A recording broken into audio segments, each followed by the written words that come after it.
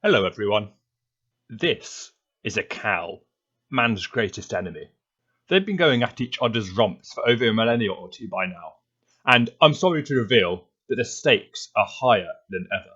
Except for Hindus, but for the purpose of this video, let's forget about an eighth of the world's population. Let's trace the history of this conflict and start in prehistory, and then jump to the 12th century because that's a lot of years. This particular century saw the first depictions of a certain Buddhist parable called the Ten Bulls, and it grew more popular in Japan in the 15th century. It tells the story of a guy trying to catch the deadliest catch, a bull.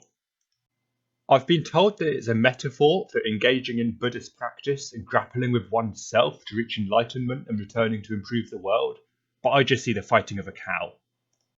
It's popularly shown to be in a series of 10 images.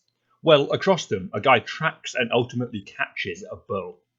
Not that it's easy, since he needs a whip and rope. A quick look at years gone by tell us that people with whips tend to use them on things, or people, they don't like. So yeah, the monk subjugates the cow. Round 1 to humanity. Well, it doesn't last long since some cows killed a king. Or near enough. Yusuf II was the Almohad Caliph in 1224, and like every 20-year-old, he spent a lot of his time with his pet cows. That's not a euphemism. It's going well enough until Yusuf decides he wants a shot at TV stardom on the hit show I Was Impaled, and is impaled by one of his cows. Hey Yusuf, you had to survive to be on that show. Half-wit.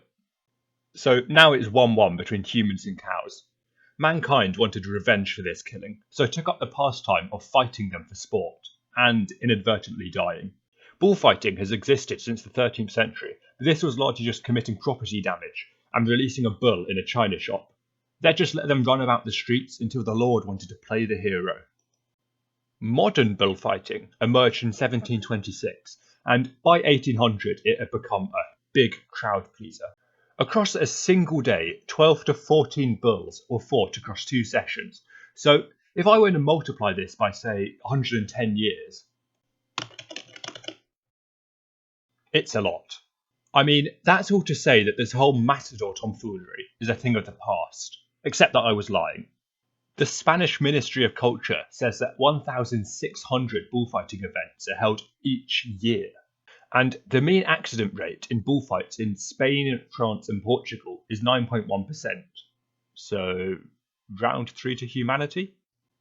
Again though, the conniving cows have been ruminating, pun intended, on how to end humanity.